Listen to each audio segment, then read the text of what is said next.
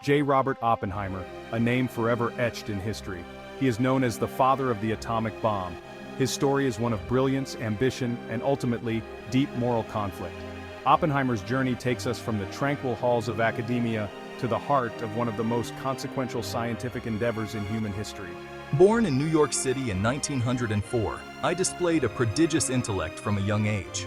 I excelled in my studies, particularly in the sciences, graduating summa cum laude from Harvard University in 1925.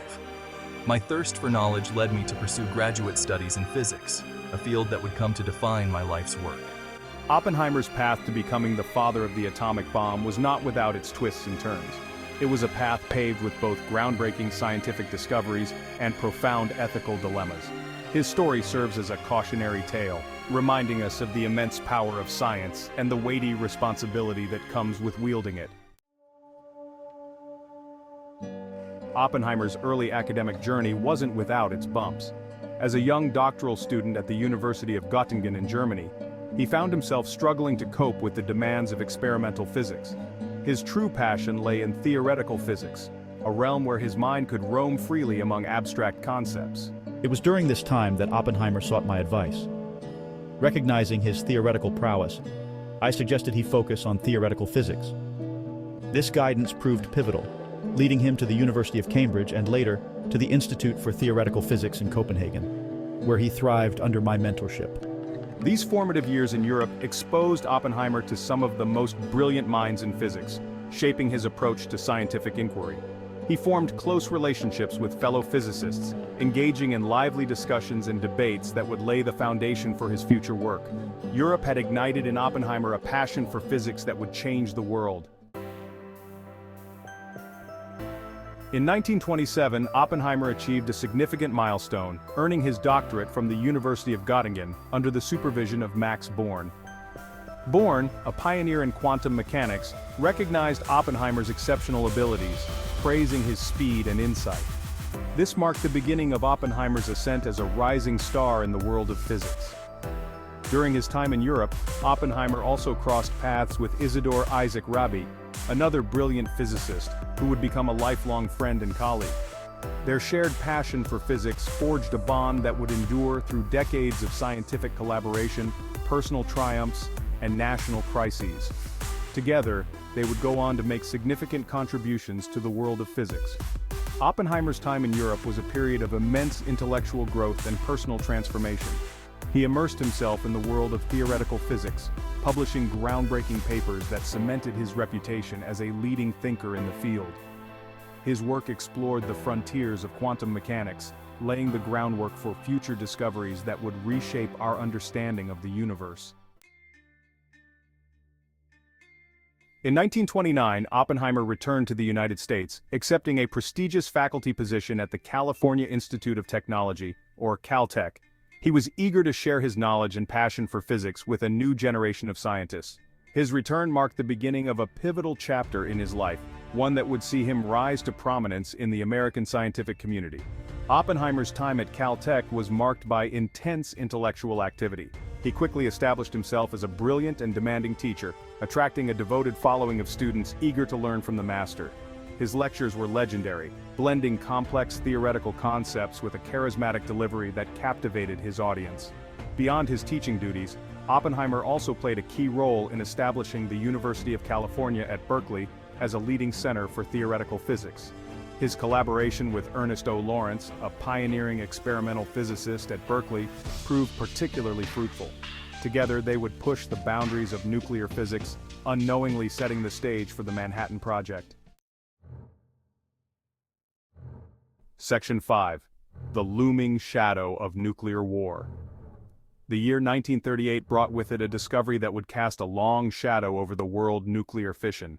News of the German discovery sent shockwaves through the scientific community, including Oppenheimer.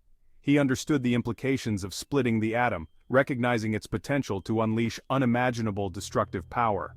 Oppenheimer, along with many of his colleagues, was deeply troubled by the implications of nuclear fission. The possibility of a weapon with such devastating power in the hands of Nazi Germany was a chilling prospect. The world watched with bated breath as the specter of another world war loomed large. The discovery of nuclear fission marked a turning point in Oppenheimer's life. It was a stark reminder that science could be used for both good and evil. The gravity of this realization weighed heavily on him as he grappled with the ethical implications of his work. Section 6. Personal ties and political leanings. Oppenheimer's personal life was as complex as his scientific pursuits. He had a wide circle of friends from academia, art, and politics. Some had leftist political leanings, including Communist Party members. Oppenheimer's political views evolved over time. His involvement with leftist organizations would later haunt him. Oppenheimer's life was marked by passionate love affairs and lasting relationships. He married me, Catherine Kitty Puning, sharing his life and work on the atomic bomb.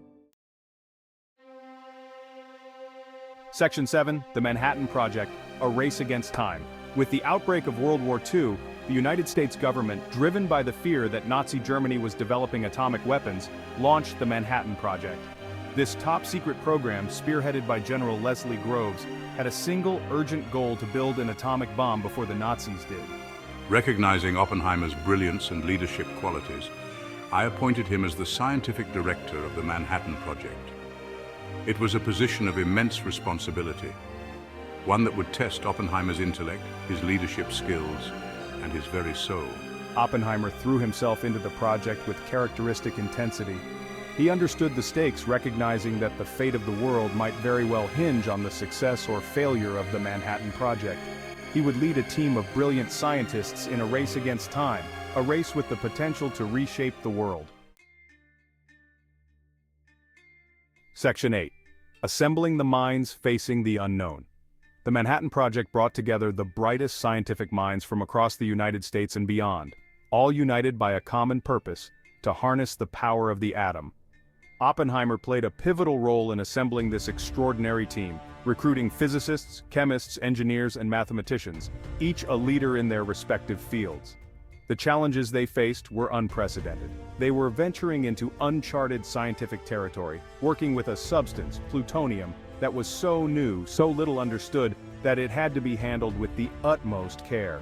The fear of a catastrophic accident, of unleashing a chain reaction that could not be contained, loomed large.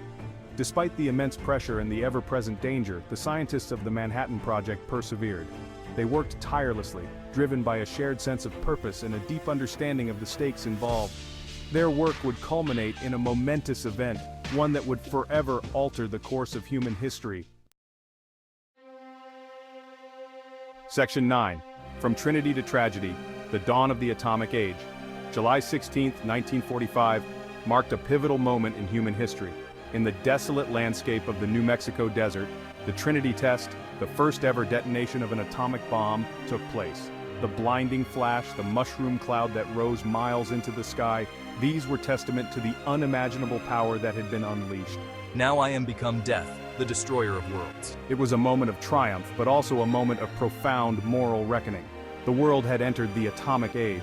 Just weeks after the Trinity test, the United States dropped atomic bombs on the Japanese cities of Hiroshima and Nagasaki. The devastation was immense, the loss of life staggering. Oppenheimer, though initially supportive of the use of the bomb to end the war, was deeply troubled by the human cost of his creation. Section 10. Fallout: Oppenheimer's Reckoning and Redemption. In the aftermath of World War II, Oppenheimer grappled with the ethical implications of the atomic bomb. He became an advocate for international control of nuclear weapons, believing that only through cooperation could humanity prevent a nuclear holocaust. However, Oppenheimer's past ties to leftist organizations, coupled with his growing outspokenness against the development of the hydrogen bomb, aroused suspicion during the Cold War era. In 1954, his security clearance was revoked, following a controversial hearing. The father of the atomic bomb had fallen from grace. Despite this setback, Oppenheimer continued to be a respected figure in the scientific community. He continued to lecture and write, his voice a powerful reminder of the dangers of nuclear weapons and the urgent need for peace. In 1963, in a gesture of belated recognition, President Lyndon B. Johnson awarded Oppenheimer the Enrico Fermi Award, the highest honor in the field of nuclear science. Section 11. Oppenheimer's Legacy, a Complex Tapestry. J.Robert Oppenheimer's legacy is a complex tapestry woven from threads of brilliance, ambition, tragedy, and redemption. He played a pivotal role in one of the most consequential scientific endeavors in human history. Yet, he was also haunted by the ethical implications of his work. Oppenheimer's story serves as a cautionary tale, reminding us of the immense power of science. It is a story that continues to resonate today, in an age where the threat of nuclear war still casts a long shadow over humanity.